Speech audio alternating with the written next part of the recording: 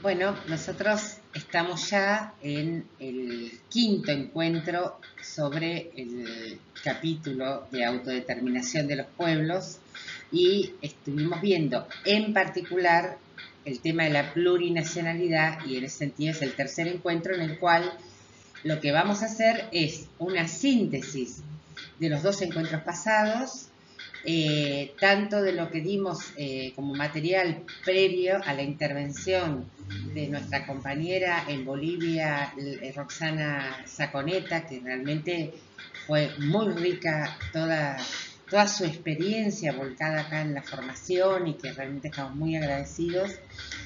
Pero ahora vamos a ver en relación al programa de convocatoria Segunda Independencia, que es lo que estamos en definitiva viendo, qué elementos se aportaron durante los dos encuentros anteriores para poder sintetizarlos en este encuentro y ya cerrar lo que sería el tema de la plurinacionalidad. Entonces, vamos a hacer una muy breve síntesis de estos dos encuentros, pero recortado a esto, ¿no? Ya pensando en el programa que nosotros y nosotras deseamos para nuestro país, o que proponemos por lo menos en relación a nuestra organización.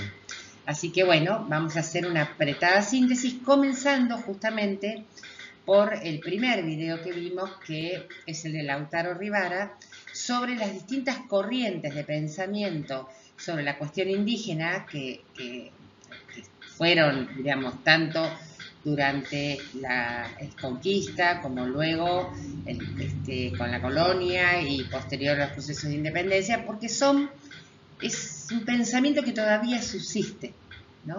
Y que cuando hablamos de plurinacionalidad, ya en nuestro país tenemos que tener en cuenta que esos pensamientos están y que es importante rescatarlos. Así que vamos a hacer una apretada síntesis de lo que dijo Lautaro en el video que pusimos en el primer encuentro. Entonces, el primer pensamiento que él lo sitúa en la época de la colonia es el pensamiento escolástico, que tiene que ver con la discusión dentro de la Iglesia Católica del proceso de evangelización. Y esta discusión se refleja o se representa en dos personajes, que son el fray Bartolomé de las Casas con Ginés de Sepúlveda, en un histórico debate que ocurrió, pero que podemos encontrar fundamentalmente por primera vez el pensamiento de que, por supuesto en boca de Ginés de Sepúlveda, de que los indígenas eran considerados inferiores por naturaleza. Y eso es lo que justificaba entonces la evangelización, ¿no? Que ya de por sí portaba en el ADN su condición de inferioridad. Bueno, la otra corriente fue la criollista, que sucede años previos a las guerras de independencia, pero que revaloriza al indígena y es más, es como que justifica entonces la independencia a todo lo sufrido por los distintos pueblos indígenas y los invitan a ser parte de esa lucha, ¿no? Y de hecho se integran a ejércitos. Nosotros sabemos bien que en Argentina, por más que haya intentado negarlo permanentemente, muchos de esos indígenas integraron justamente nuestros ejércitos, aunque después podremos discutir si los ponían en primera línea de batalla y demás, y todo lo que quieran. Pero lo real es que fueron parte de nuestros ejércitos y también parte entonces de nuestros triunfos de cuando estuvimos con la guerra de independencia. Bien, la tercera es la liberal, que viene una vez que ya digamos, se logró la independencia formal y se empiezan a consolidar los estados nacionales en América Latina, y que empiezan a ser hegemonizadas obviamente por las oligarquías de cada país, ¿no? En ese proceso se empiezan a revisar varios obstáculos y entre ellos uno de los obstáculos para ese capitalismo que se estaba consolidando en las economías de América Latina era justamente las comunidades indígenas que habían sobrevivido al proceso de la conquista y a las guerras de independencia.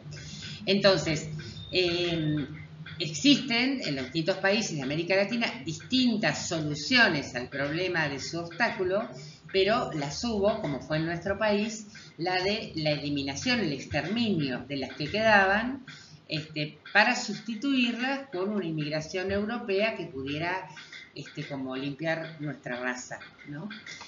Lamentablemente esto es lo que sucede en nuestro país y que llevado adelante por la élite de aquel momento, que conocemos como las campañas del desierto, tanto la de la Patagonia como la del desierto verde en el Gran Chaco. Bueno, posteriormente la corriente que cobra mucha fuerza tiene que ver con la corriente positivista, que plantea en realidad que hay un problema natural de inferioridad, o sea, esto que habíamos visto al comienzo, como que lo retoma, pero planteando que en realidad en este proceso de selección natural que el darwinismo planteaba siempre como que, bueno, sobrevive el más fuerte, el indígena entonces queda muy débil frente a los blancos o los mestizos, ¿no?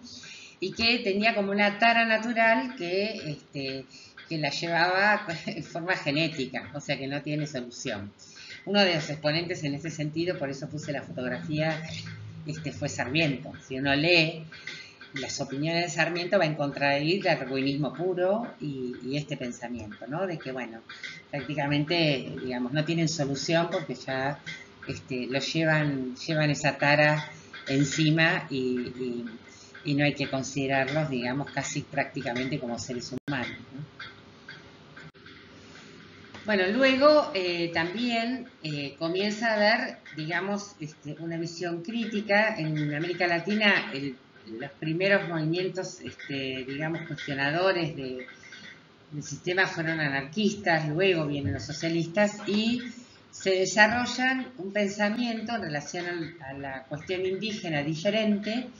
No ha sucedido en nuestro país, pero básicamente sí en México y en Perú, en el cual se plantea justamente que la cuestión indígena tiene que ver con un problema económico y social, digamos, no con una cuestión biológica, no con una cuestión, digamos, solo histórica y demás, sino que es fundamentalmente económica y también cambia la percepción de desde qué mirada se va a ver al indígena, digamos.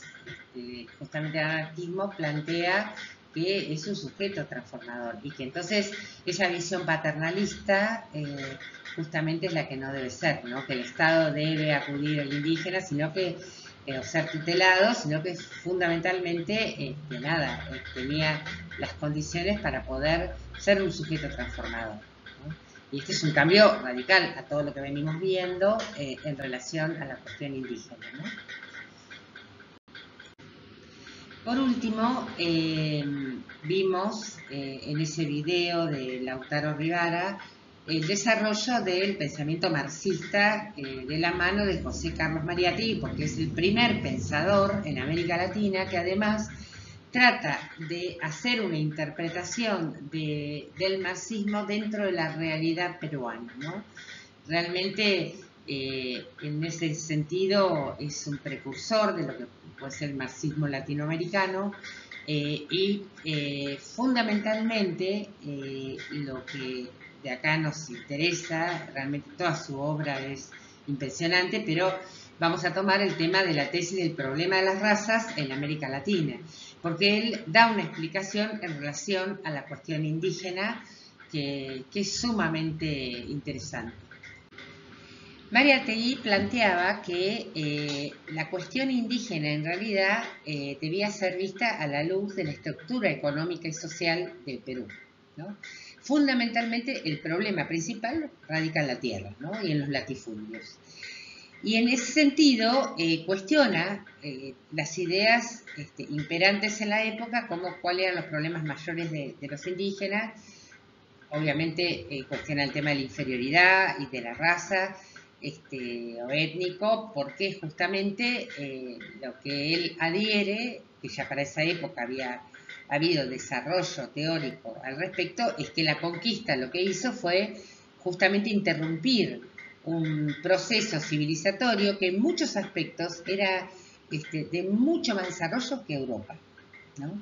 Entonces no se trata de eso, tampoco es un problema jurídico, en ese sentido tiene una visión muy parecida a la que podemos tener en relación al tema de los derechos humanos, ¿no? Que si eso no se liga con la cuestión económica, social, de lo que significa esas violaciones a los derechos humanos, se te vuelve hasta en contra, ¿no? Esa defensa. Y tampoco es un problema moral, digamos. Él dice, es un problema económico, fundamentalmente es económico, ¿no? Fue económica la conquista, porque fue la conquista y es económico. Los problemas que padece actualmente tienen esa raíz. Y también, y esto es bastante interesante, cuestiona otras corrientes que dice que como que sobreestiman el lugar del indígena, y que hay casi una fe mística de que entonces de la mano exclusiva de los indígenas va a haber un renacimiento americano, ¿no? En esto es crítico porque él sostiene justamente que la transformación social no depende de las razas, sino de las relaciones sociales que establece la situación económica y social de la época, aunque éstas sí estén racializadas, ¿no?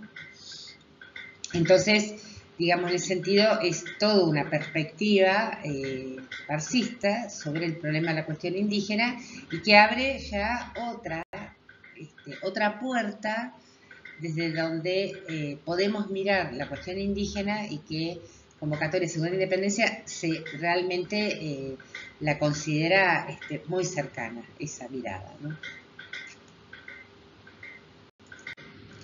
Bien, entonces, en base a eso, que nos parecía importante, porque son los elementos que se juegan, todos estos pensamientos que fuimos viendo, se van jugando en cómo miramos el problema, es que invitamos a la compañera Roxana Saconeta a que pudiera desarrollar el tema de la plurinacionalidad y también nos pudiera contar un poco cómo había sido la experiencia en Bolivia, ¿no? Así que bueno, de lo que Roxana ha dicho, y vamos a tomar estos aspectos que en relación al programa de convocatoria nos pueden servir, independientemente que vamos a armar otro video exclusivamente con toda su intervención en la riqueza que tuvo, para que ustedes también la puedan tener y ver en esa dimensión, ¿no? Una cosa que trae Roxana, que es muy interesante porque tiene que ver con otras problemáticas que tenemos en nuestro país, es esta cuestión, es lo que sucedió con la consolidación de los estados nacionales sobre los pueblos que estaban unidos de otro modo, ¿no? Que tenían otra realidad cultural. Inclusive ella menciona el Tihuantinsuyo, que está, en el cual abarca Ecuador, Perú, ella nombra Venezuela, en este mapa no está, pero es posible, digamos, Argentina y Chile, que tiene que ver con el imperio incaico, en el cual ella menciona varios de estos países hablan la misma lengua, que es el quichua, ¿no?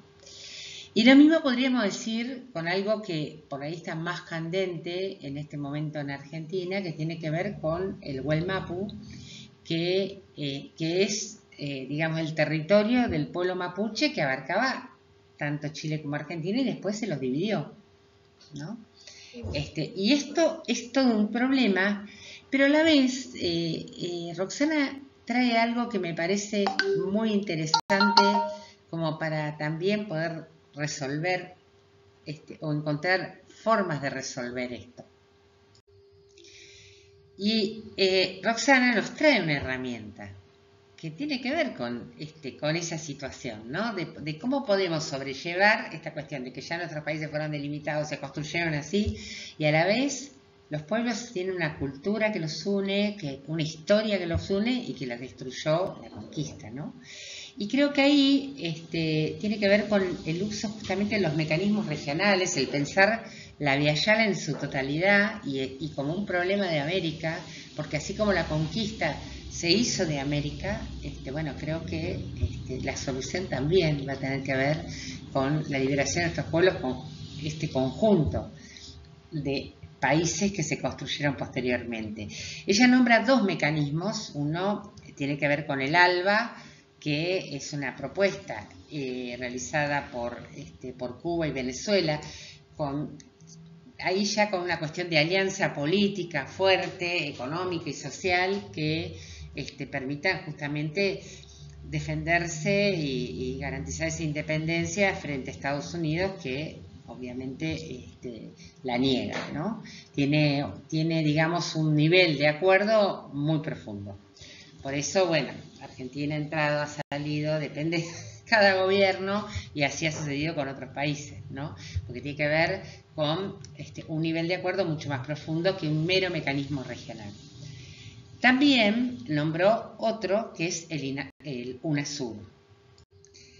El UNASUR, la Unión de Naciones Sudamericanas, en realidad no tiene la profundidad que tiene el ALBA, el nivel de acuerdos políticos, tiene que ver más con la cuestión de integración regional, por eso es más diversa la composición, y tiene que ver con justamente crear espacios de integración económica, política y culturales entre los pueblos, pero digamos tiene una postura más moderada, por eso lo integran países con diferentes signos políticos, mucho más profundo que en el caso del ALBA.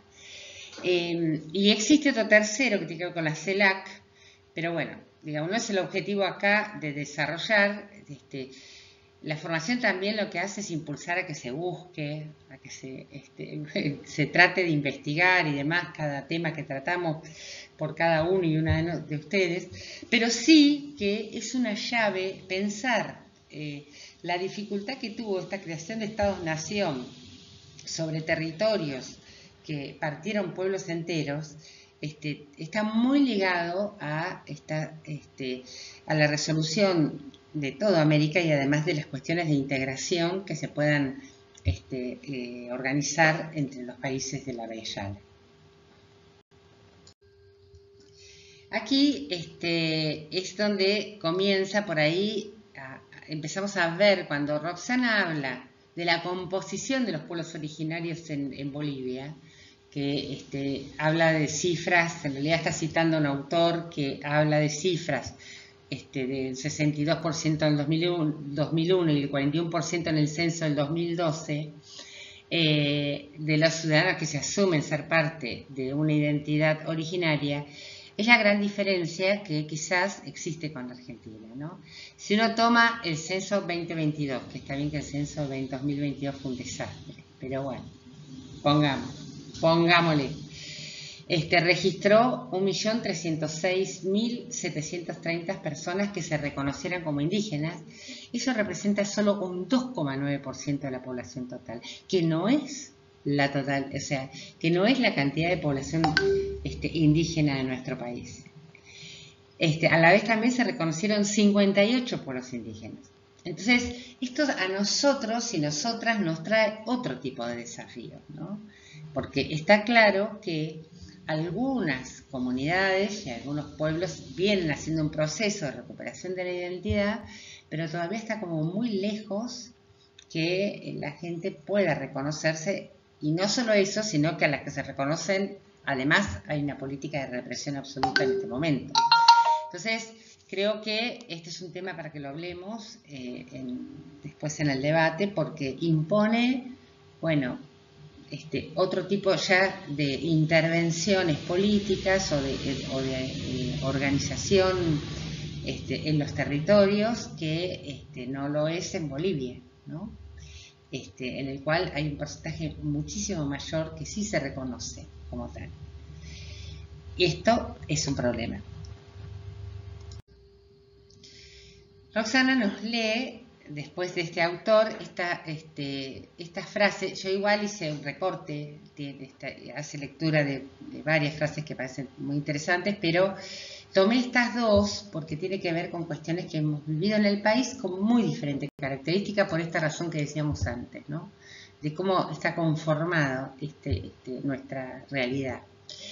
Entonces, el Estado excluyente del pasado fracasó en impulsar una ciudadanía sustentada en el hecho de la igualdad de todos los y las bolivianas ante las leyes. Pero en los hechos éramos tratados de manera diferente. Vivíamos excluidos y sentíamos la discriminación de nuestra diversidad cultural, que, para los poderosos, era una expresión folclórica y no una razón de derecho para sentirse parte de las decisiones que se toman en el país. Los pueblos indígenas originarios campesinos, la gran mayoría del país, solo presenciaron el cambio de rostro de los patrones en los diferentes momentos de la historia. Incluso los sectores progresistas, que antes que reconocerlos como protagonistas, les hicieron objeto de paternalismo y asistencialismo, expresiones también del colonialismo.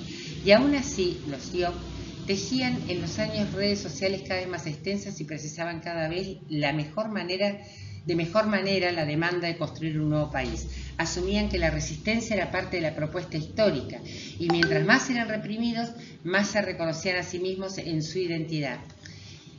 Y afirmaban en su relación armoniosa entre ellos, comunidad y naturaleza y más. Se diferenciaban de quienes seguían como políticas de odio, la codicia y el desprecio racista. Entonces creo que esto, que también podríamos describirlo en nuestro país, tiene esos componentes diferentes que está bueno que podamos hablar, ¿no? De quiénes han sido los sujetos que han sufrido este tipo de políticas dentro también de los pueblos originarios, pero fuera del mismo modo, ¿no? Al final del primer encuentro hubo un pequeño debate en el cual, hubo mucha participación, pero quiero resaltar de una compañera Yolanda que nos trajo también el proceso plurinacional de Ecuador, que todos y todas sabemos que en este momento además está en un proceso eleccionario en el que este movimiento indígena de unidad plurinacional Pachacutic interviene en las elecciones, ¿no? Y que tiene, digamos, como propuesta justamente estar en contra de las privatizaciones, ir contra el Tratado de Libre Comercio de Canadá y justamente el tema del territorial, ¿no? Me parecía que es interesante también porque es otro proceso que no lo vamos a abarcar acá, pero que también es parte de la realidad de América Latina en esta búsqueda de estados plurinacionales.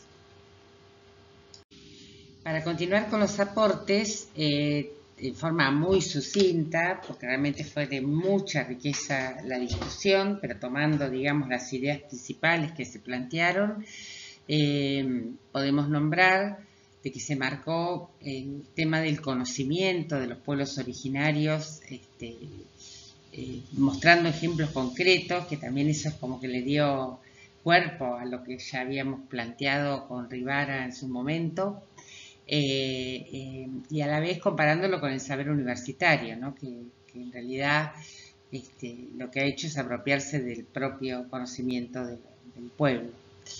La otra cuestión es que hay una compañera que está viviendo en Venezuela que nos pudo contar el proceso de revalorización que se hizo en Venezuela, digamos, de los pueblos originarios, o que viene en ese proceso, también con ejemplos concretos.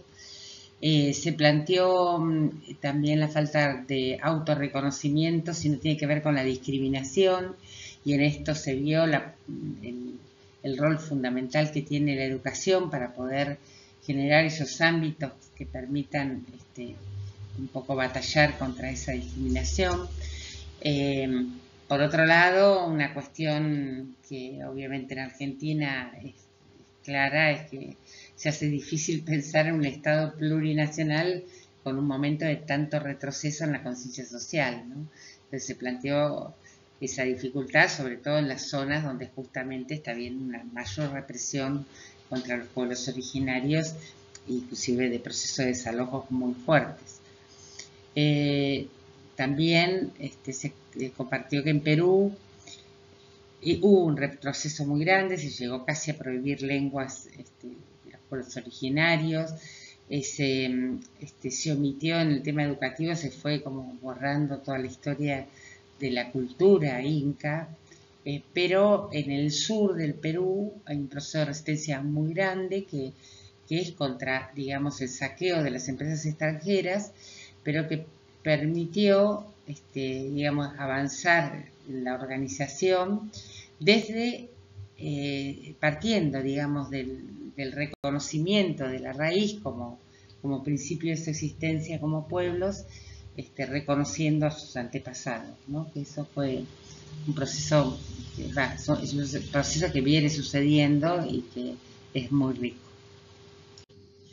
También los compañeros del Chaco compartieron toda la vivencia en relación a los pueblos originarios de allá, la negación que hay, absoluta, y el desafío que implica generar mecanismos de real participación en los procesos políticos, no desde un lugar de tutelaje o un lugar de asistencialismo, que es lo que se ha ofrecido sobre todo en los gobiernos más progresistas, sino realmente de protagonismo, ¿no?